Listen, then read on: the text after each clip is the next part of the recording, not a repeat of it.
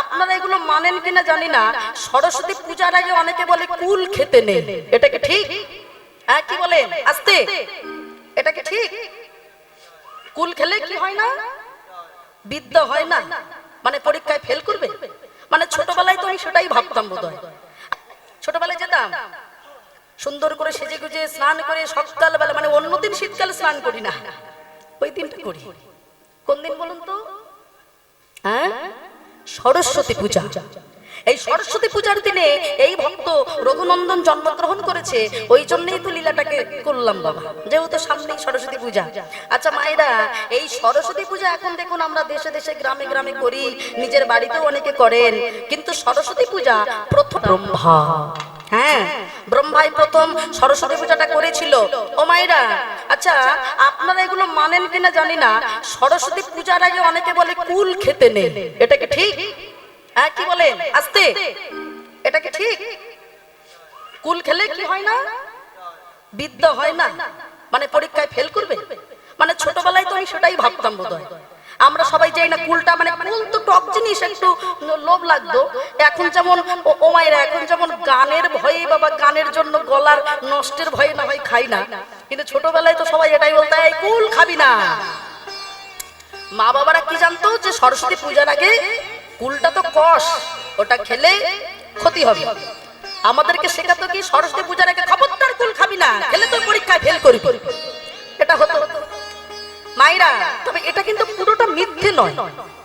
সরস্বতী পূজার আগে যে কুল খেতে নেই, তার একটা কারণ আছে বাবা, খুব মন দিয়ে শুনে নেন মায়েরা, এই ঘটনাটা মিথ্যে নয়।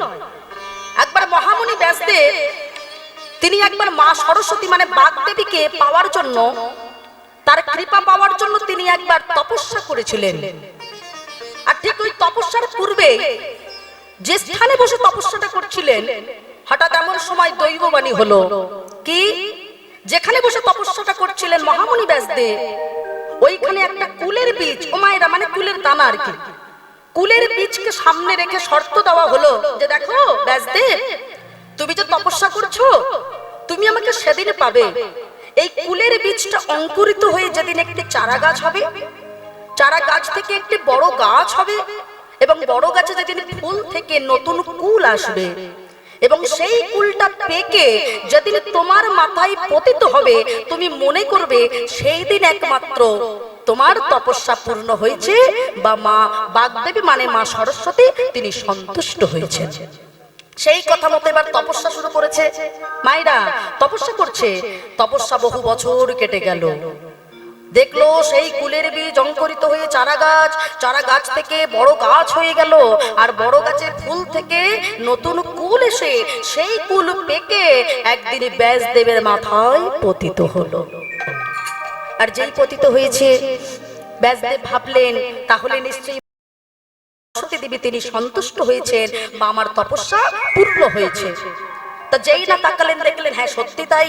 তাড়াতাড়ি করে ওই কুল ফলটাকে নিয়ে, ও মায়েরা যেদিন পতিত হয়েছিল সেই দিনটা ছিল মাঘ মাসের শ্রী পঞ্চমী তিথি।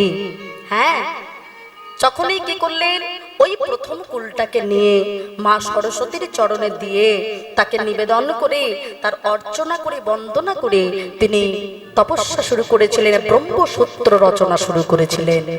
আর যেহেতু কুলের আর এক নাম হলো বদ্রী, মায়েরা কি বদ্রী, আর এই তপস্যার সাথে বদ্রীর সম্পর্ক থাকায় জায়গাটার নাম পুনরায় প্রচারিত হয়ে গেল বদ্রিকাশ্রম। বদ্রিকাশ্রম জানেন তো? বদ্রিকাশ্রম বলি না আমরা, তপস্যা করতে গেলে বদ্রিকাশ্রমে যেতে হয়।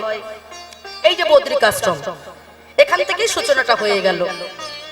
এই জন্য বলে যে সরস্বতী পূজার আগে যেহেতু মহামুনি ব্যাসদেব তিনি তপস্যা ভঙ্গ করেননি, তিনি কুল খাননি, লোভ করেননি, লোভ লালসা এটাকে নিজের ভিতরে সম্বরণ না করতে পারলে তো তপস্যা হয় না, তিনি তপস্যা করেছিলেন। তেমন আমাদেরকে এটা বলা হয়। আর এর যদি বিজ্ঞানসম্মত দিক দেখেন তাহলে দেখবেন বৈজ্ঞানিকরা তো একটু বিচার দিয়ে ধরেন। বৈজ্ঞানিক যদি ধরা হয়, বিজ্ঞানসম্মত ভাবে বলছে সরস্বতী পূজার আগে কুলটা খেয়ে দেখবেন একটু কষ থাকে, ওটা খেলে পরে মানুষের কাশি হতে পারে, শরীর খারাপ হতে পারে। সেই জন্যে ওই সরস্বতী পূজা যে সময়টাতে হয় ওটা পার হয়ে গেলে মাকে নিবেদন করে যখন খাওয়া হবে তখন দেখা যাবে কুলটা ততদিনে পরিপুষ্ট হয়ে গেছে, মানে আপনার আর শরীর খারাপ হলো না। এই দেখুন বলতে না বলতে এই সময়টা দেখুন ওয়েদার চেঞ্জ হচ্ছে, কখনো ঠান্ডা কখনো গরম, তাতে আমাদের সবার শরীর খারাপ করে। আর এই সময় যদি কষকুল খাওয়া হয় তাহলে ক্ষতি হবে। হ্যাঁ